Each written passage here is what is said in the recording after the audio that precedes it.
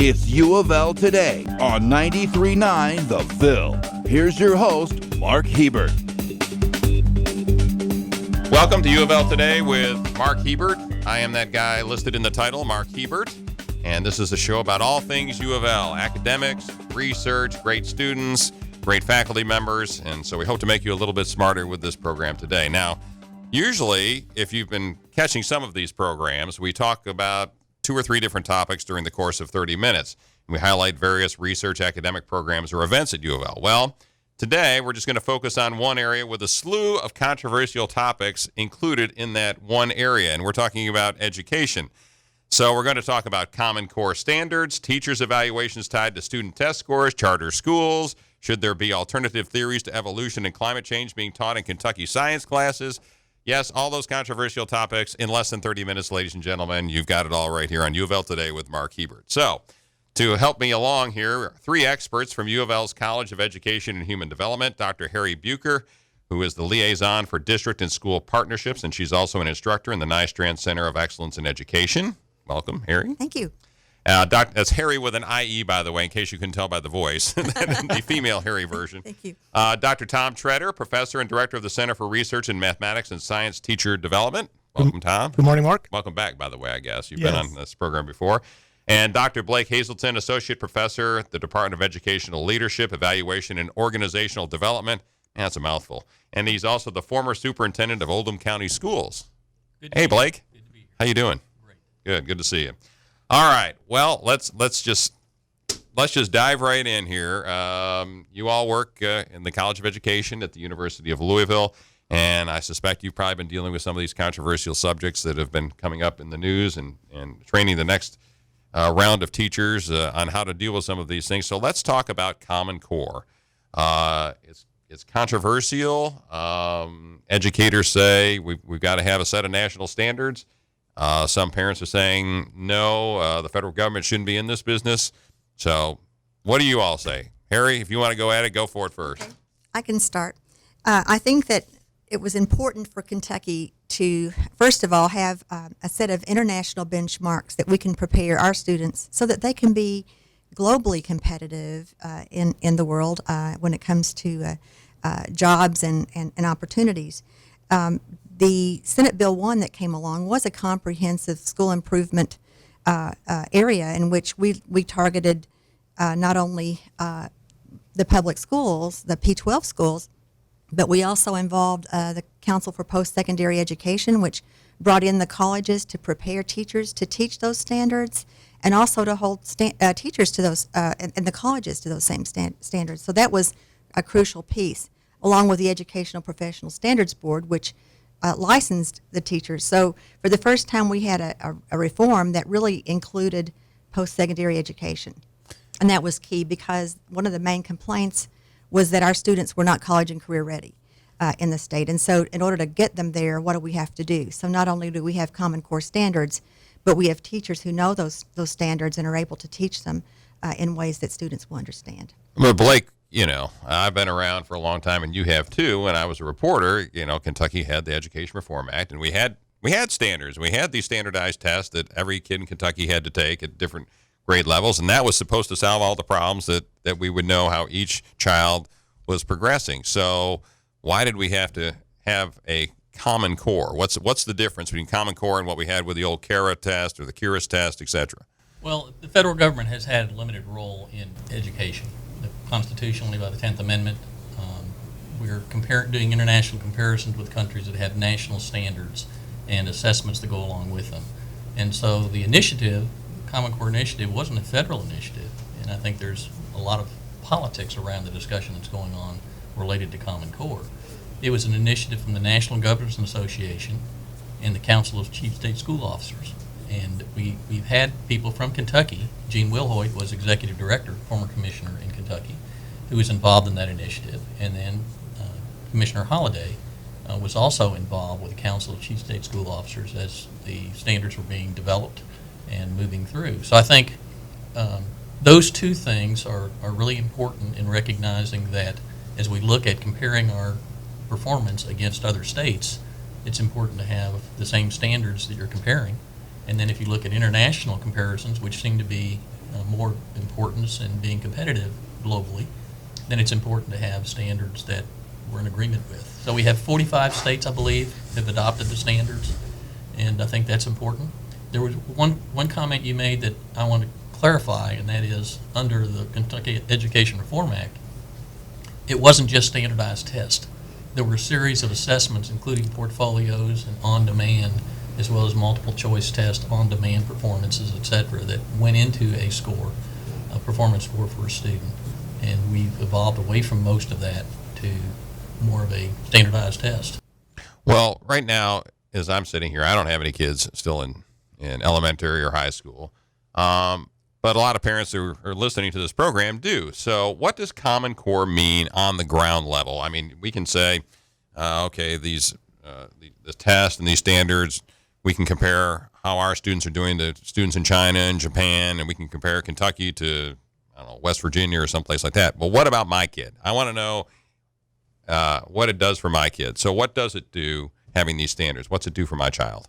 Well, I can take a piece of that, Mark. It's been a bit of a misunderstanding, I think, on many people's part about what Common Core, and in the science we call it Next Generation Science Standards, the same idea, where we have a consortium of states who develop that, not the federal government. So as Blake said about the mathematics and language arts, the same is true about science. These are not federal initiatives. These are consortiums of states who really work together on these. And what has happened in all three of those is that we're really asking kids to do a lot more with the knowledge rather than just know the knowledge. So a difference, and it's a big difference, and I think it's a helpful difference, is that in science, mathematics, and other places, we have a strand called the practices. So it's not just knowing science or knowing mathematics. It's knowing how a mathematician thinks, how a scientist thinks. And that's really a ground shift in terms of what we expect our kids to know, which then as a teacher education college, we have to make sure our teachers are prepared for that. So I think there's some confusion out there as some of the controversy, as you mentioned at the beginning, is really a lack of understanding. So when a parent who doesn't really understand how kids are expected to think sees what looks to them like a complicated diagram, if you will, a mess of drawings and circles and X's, it's hard to interpret unless you have that teacher lens or that knowledgeable lens that student maybe is regrouping numbers and using powers of 10, those sort of things, which is understanding how numbers work rather than an algorithm which they just do mechanically. Like rote memory, doing stuff from rote memory. You have to understand to be able to apply it. Right. And it doesn't look the same as the people, the parents out there. We didn't learn it that way. And so it looks weird. It looks funny. To them, it looks messy as opposed to looking like it's rich thinking, which it really does represent. And instead of just what you know, it's what you can do with that knowledge. How can you apply it? How can you make it real world?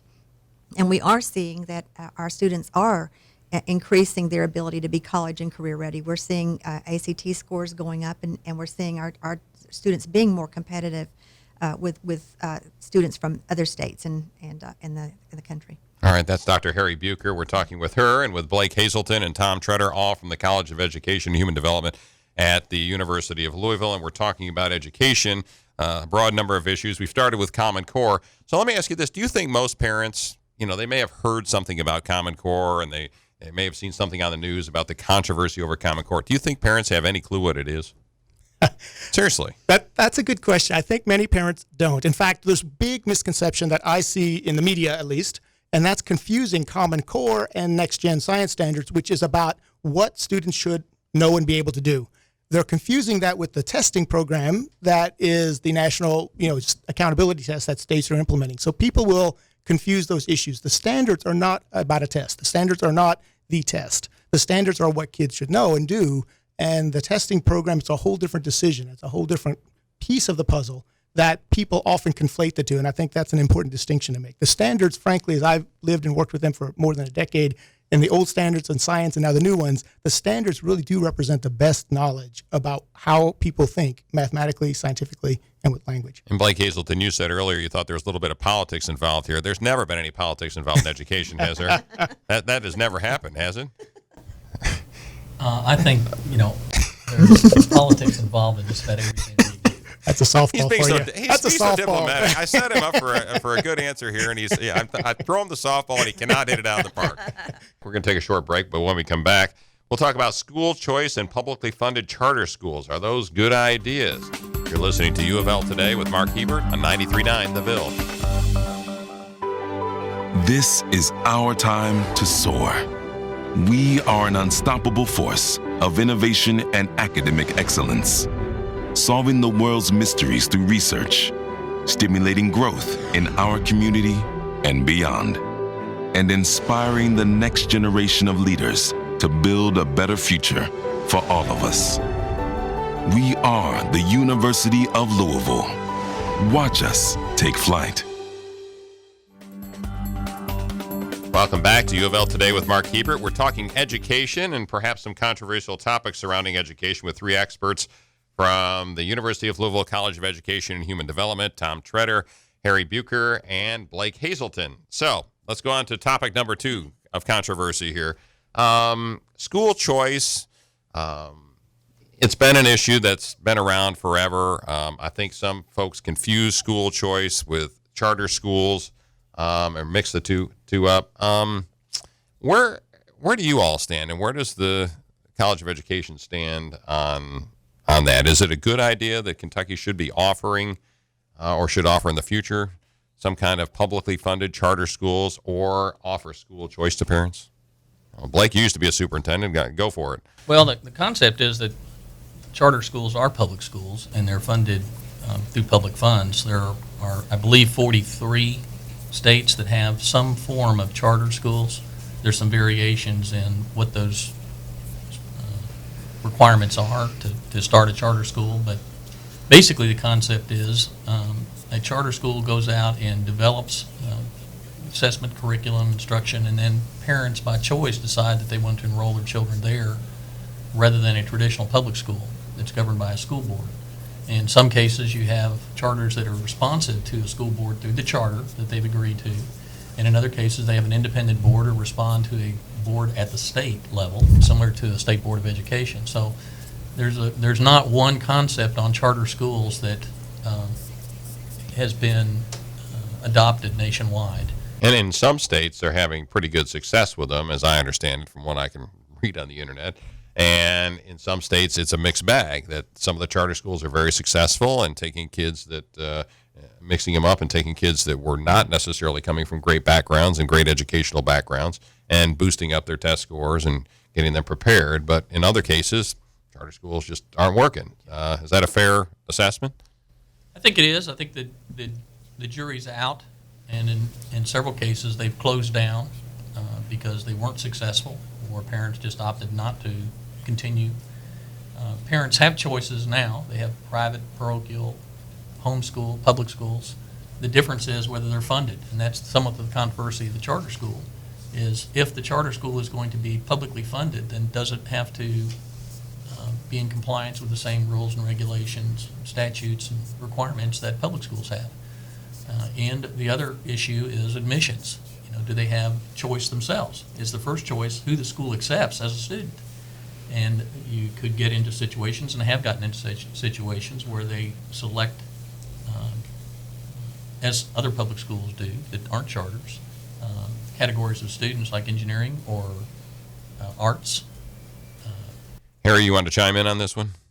Just that we've done tried to do lit reviews on how the charter schools are doing, and there's really a mixed bag on results there. Whether they can select out students that are not doing well, and that may skew the data. It's just really hard to get a really valid and reliable picture of what's going on in those schools, and are they really effective or are they not effective?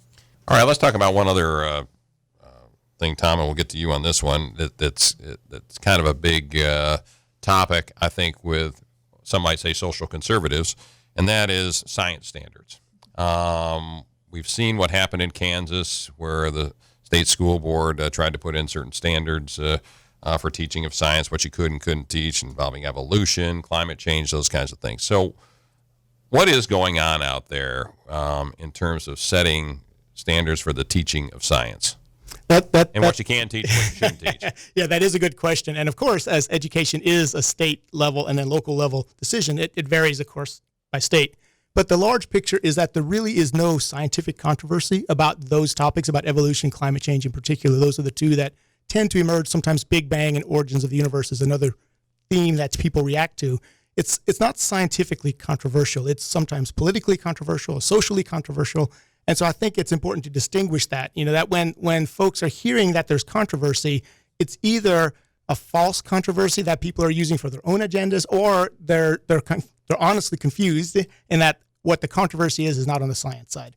The thing about science is that you never get 100% sure facts. I mean, science changes and grows. That's a strength of science, in fact. And the fact that science will change over the course of decades and years is not a weakness. It's rather an indication of how science is done. So when a scientist, being the normally cautious selves they are, they'll say, well, we have a 97% confidence that climate change is being influenced by human behavior. And when more than 97% of serious scientists agree with that, that's as strong a consensus as you're likely to get. So in the College of Education, and we'll talk about this in a few minutes, about what you're teaching the future teachers, are you telling them, hey, down the road sometime, the state school board in Kentucky or whatever other state you may go work in may decide, Mr. or Mrs. Science teacher, that you have to teach an alternative to climate change, that you have to say, oh, it's just a cycle that the Earth is in, number one, and that humans aren't causing it, or B, on another thing, that you have to teach evolution of what's in the Bible. Are you telling them that, hey, this may come to pass down the road? Well, we certainly address those topics because we know that they're going to face that. Many of our teachers will face that in the classes. Some students and parents of those students do react very strongly to those topics, and we try to help our teachers be prepared for that. And so the best way to be prepared is to be aware it's there and to acknowledge and respect people's beliefs. I mean, that's certainly, people own their beliefs, and we don't recommend our teachers try to change people's opinions. What we do suggest is that they try to help our students understand the difference between a science evidence and then what one chooses to do with that evidence. And so I think we try to help them navigate that so that they can demonstrate to their students that we hear you, we understand you, you can hold your own beliefs. At the same time, the science consensus is XYZ. And if that were to change in the future, obviously our teachers are held to the state standards. And so if the standards change in some meaningful way, then we would want to make sure our teachers are aware of that and address that. I personally would try to help them navigate the difference between a science piece of evidence and a non-science piece of evidence. Is it realistic to think that a child from that kind of background that you just talked about, Blake, can ultimately succeed and has a great a chance of succeeding as a child who grows up in a home where their parents are reading to them every night when they're babies, mom and dad are college educated? I mean, is it realistic to think that kid that doesn't come from that background has just as much a chance as my child would? Harry, is it? I just had a situation yesterday where I was interviewing a young lady who was going to enter our graduate program, and she was a first-generation college degree child in her whole family. And in talking with her, I realized that it is possible for anyone to do this, but it does take a lot of work. And I'm a huge fan of multiple measures when we're looking at students, whether or not they can be successful, rather than just one test. That's why we like to have writing samples, interviews with them, discuss ways in which they've persevered. I know that we work really hard on that with some of our students who are in the West End at one of our, we call them our signature partnership schools, where we work with them on resilience and hanging in there, and what do you do when times are tough, and how do you dig in and do. And I think those are important skills that we instill in our young people, and if we can do that and they can be resilient enough, they can do anything they aspire to do. So they can do it, but the odds are not as great with them. I mean, that's just logic, right? It takes extra resources. I think that's one of the things, it's multiple factors that continue to pile on top of each other. And so if you have a concentration in neighborhoods of poverty, well, that's a natural demographic phenomenon that happens. So then you get concentrations in schools, you get, resources not equity distributed, and equitable is not equal. I think that's a big distinction. That when kids have advantages for other reasons, whatever they may be, then equal doesn't mean they get the same amount of dollars and resources and teacher-student ratios and those sort of things. That we really want to be more equitable. And I think we're making strides in the right direction. It's slow going. It's going to be a long journey. But I think there's a lot of progress been made in the last decades, and I see that as an upward trend. And in addition to what Harry is talking about, our teacher candidates, by and large, historically have come from middle class or upper middle class just because that's the pool. And so they, as a group, don't tend to bring that cultural perspective that many of our students now bring, especially as the English learner population grows and the United States becomes more ethnically diverse across the nation. And so we're making every effort to make sure that first we recruit diverse students to be teachers, and also that the teachers that do come get that experience and that training. We have coursework that try to help them understand how that works. I want to pick up on Harry's multiple measures on assessing student progress, because I think that's really something that we've lost ground on that we need to go back and recapture. I don't think that when you come to work every day at the end of the day, you're going to have a multiple choice test that's going to assess whether you're successful or not as a broadcaster. And I think that from my experience, when we were actually sitting down and taking the ACT sample test, one piece that we noticed was that speed is important. You can get a lot of questions correct, but if you don't get enough of them correct, it has an adverse impact on your score. And part of that has to do with the cost of the testing, and that they're multiple choice questions in most cases. And so there's some issues, I think, in how we assess student success and potential for success. The bigger issue is getting them off to a good start, and that piece of can they overcome these obstacles. One way of overcoming them is with additional time, extended school days, and extended school years. We've seen evidence in the Signature Partnership of summer bridge programs where you have students in the summer that finish school and then participate in a 6-week summer session, not remediation, but basically maintenance and advancing, especially in literacy areas. And so we think that there are proven methods. Our experience has been there are proven methods. We've got the data and research to support them. Part of that was written up in the Journal by Vanderbilt last year about the Signature Partnership, and certainly encourage you to review that at some point. In your spare time. In my spare time, yeah. But think that the answer is yes. Students who come from very challenging backgrounds can be very successful, and there's significant evidence of that all across the board in Louisville as well as anywhere else. All right, after the break, what is UofL teaching the next generation of classroom teachers? When we come back, you're listening to UofL Today with Mark Hebert on 93.9 The Ville. This is our time to soar. We are an unstoppable force of innovation and academic excellence, solving the world's mysteries through research, stimulating growth in our community and beyond, and inspiring the next generation of leaders to build a better future for all of us. We are the University of Louisville. Watch us take flight.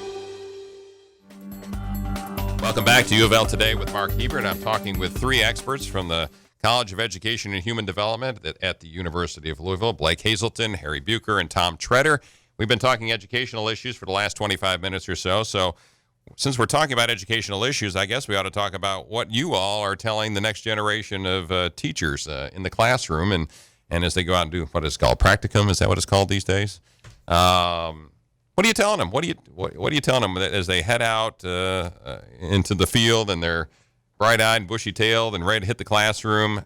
What are you telling them about what they're going to find when they get there? Well, they're going to see it.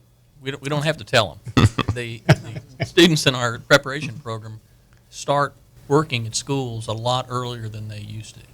They may be taking a class in measurements that's only offered at a school that's a priority school or a school that has a high percentage of students who are at risk or have challenging issues. So they're in classrooms with teachers, seeing how regular teachers perform, observing, giving feedback. They're presenting one-on-one tutoring. They're presenting one-on-three tutoring. They're doing small class segments in a classroom. They're getting, again, feedback and giving feedback from others about best practices when they're sophomores, juniors in the college preparation program. They're not waiting until they're seniors after they've gone through all their coursework in a classroom and then doing student teaching. They're getting thrown in the water to swim right now. Well, and in many cases, that's good. We have some model sites. We call it our clinical model, which we try to parallel the medical model, in which we have, instead of teaching hospitals, we have teaching schools.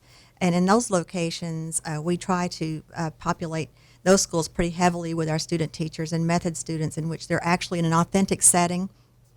They are learning a theory in their education class with their University of Louisville faculty, and then they're immediately going into classrooms where they're seeing that happening in that school. We use back channeling with Today's Meet or Edmodo, where they are actually typing in on their iPads what they're seeing. We're watching back at Grand Central Station what they're typing in, and we can push in questions. We can say, what's the diversity in that classroom, or are the students asking a lot of questions, and they can answer us back what's going on in the class, or, oh, I see them using this specific content literacy. It's just been a wonderful experience for all of us to see how that can evolve and how that can actually give a student a chance to translate theory to practice instantaneously.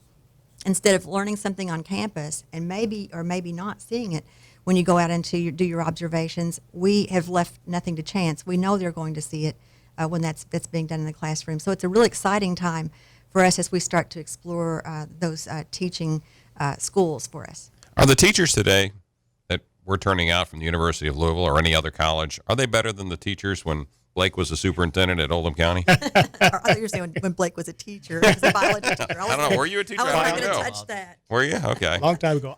I would say yes. I mean, and that's, I guess, saying against myself, because I was a teacher 25 years ago when I started, and now I'm producing the next generation, helping to do that. And what I'm seeing in our teachers is passion. I'm seeing that passion for learning, the passion for people.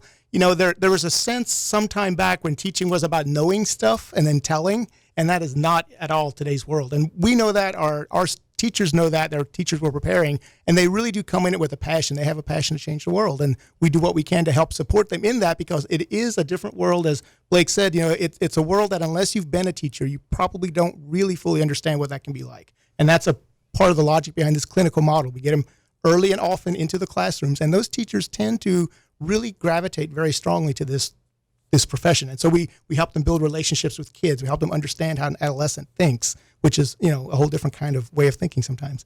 We have classrooms at schools, and Harry referenced them, but a U of L classroom at the school where a professor is teaching a class at the school rather than on campus. And we found that to have significant benefits, where students can come in, teachers can come in, and actually see them in having an experience there. I don't want to dodge your question because I had outstanding teachers. Of course you're going to say that. I've been very impressed with the candidates that we've had come out of the program. Other people obviously have been, because they get hired in many cases early because they've been through a program where they've had the clinical experience before they get out. So I'm very excited about the future of education and the people we've attracted to it.